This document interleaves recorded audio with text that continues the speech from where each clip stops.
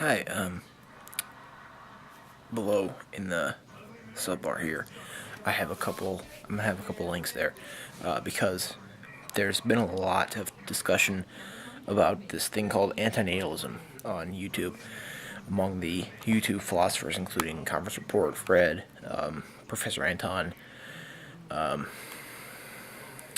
well as I think Puro 314, and I don't think Mr. Crapper did anything.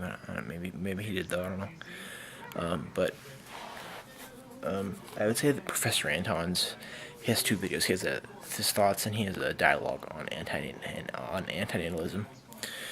His I thought were the most thought provoking as to because antinatalism is basically the philosophical standpoint where there should be no breeding. Basically, there should be no breeding because we want the least amount of reproduction in people. We want the least amount to close to none.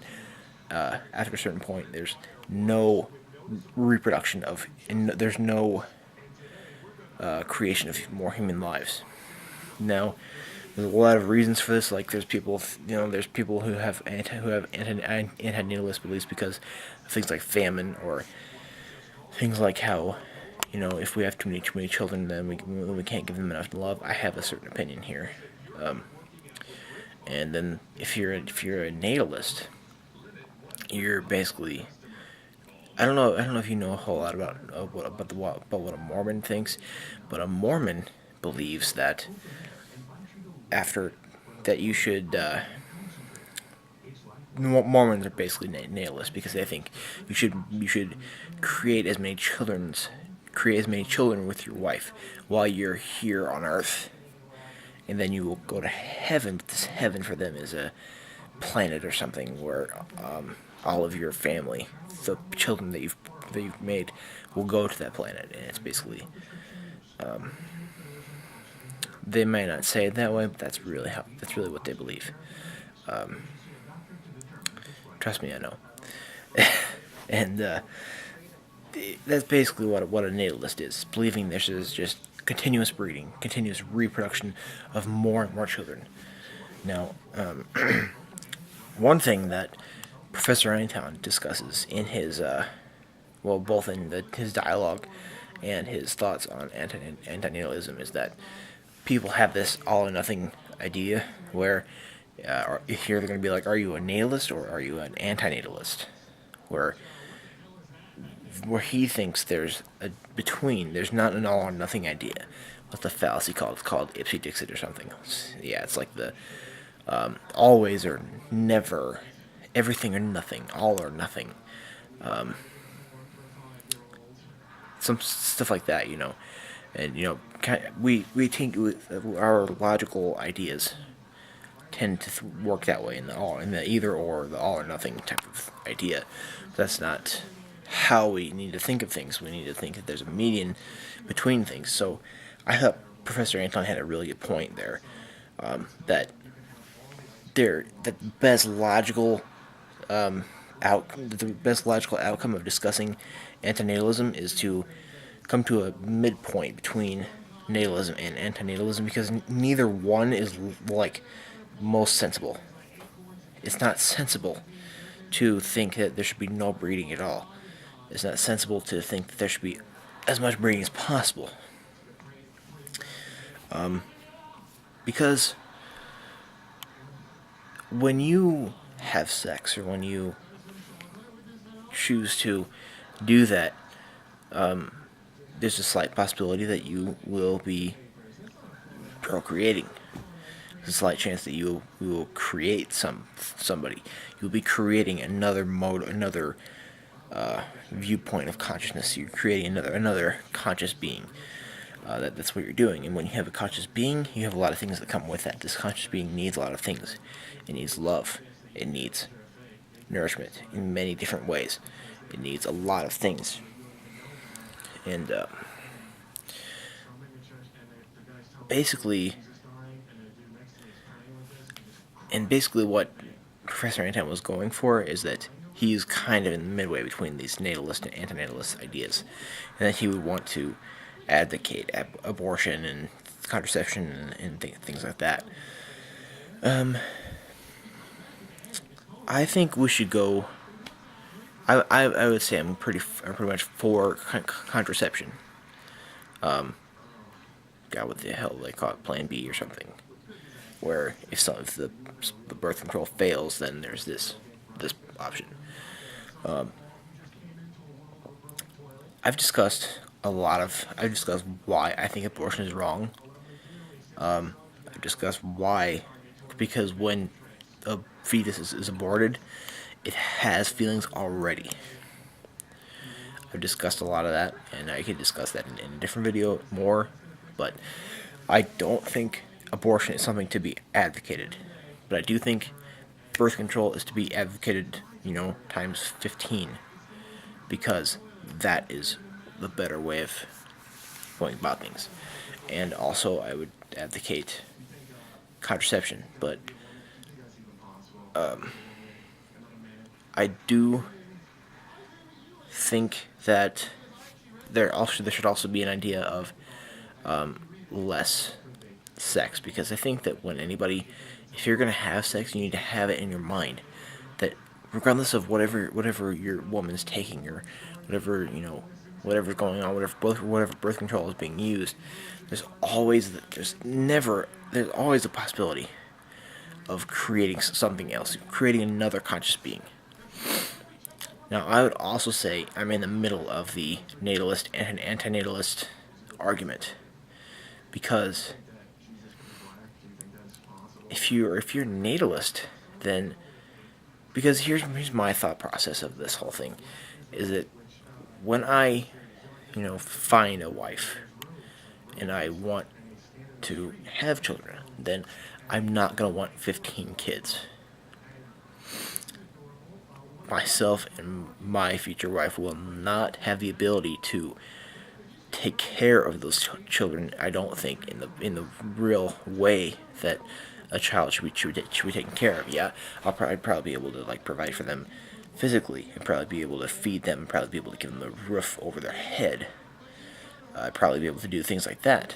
But if you have 15 kids, it's difficult to make them, successful. And I mean successful in a very loose meaning here, because I think the way a child should be raised is a child should be raised with obviously the physical needs, food, shelter, water, things like that, and this person and education, of course. But this child will need love, a lot of love from the parents. This will make this person successful, I think, because Christian beliefs say that the human conscious being has been made to want intimacy, and that's being loved to some extent, and the body starves without that. So if we have that, I think that when you create a child, you need to be ready to do whatever you can throughout the 18 years of raising that child to make that person successful. I mean, condition them for the real world. Show them love, yet condition them for the real world. Do whatever you can to do that. If you have 15 children who are born relatively within each other, they might be able to do that. I don't know, but I was born in a family. I have 2 siblings, so my parents had 3 children. So therefore, my mother was able to condition all 3 of us. Well, one of them is still, one of them's 13, and my sister and I are in college and on our own now. But my mother and my father were able to parent us beyond the physical needs that we needed. They were able to condition us for being on our own. They were able to get us to want success for us ourselves. Now I'm talking about this idea of success of a child. I mean, I'm talking about this long term. Like, if like a parent needs to condition them for the real world, which means you're basically setting them up to want success, therefore they will achieve success. Professor Anton talked about children who are given up by the parents and who go to orphanages and don't have, I mean, they have food and shelter and education, but they don't have that love from their parents. I mean, lots of them will never get love. Now, there's a lot of things that go into creating a conscious being. Like I said, this conscious being needs a lot more than just food, water, shelter, and education. It needs love to a large extent. It needs to be parented, to be loved, to know that people need to show that child that people care, and that you're definitely not going to get that at a group home or an orphanage, because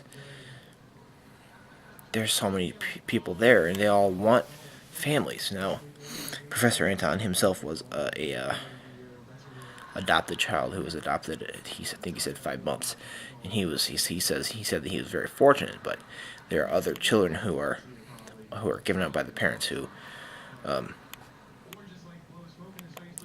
don't have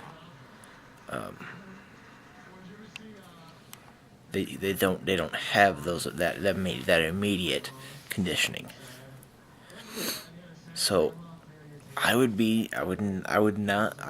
not either a natalist or an antinatalist.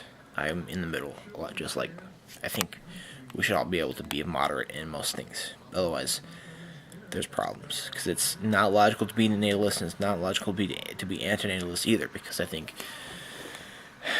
especially if you want to let something of yourself continue after you die, you should at least have some children if you marry, even if you don't marry,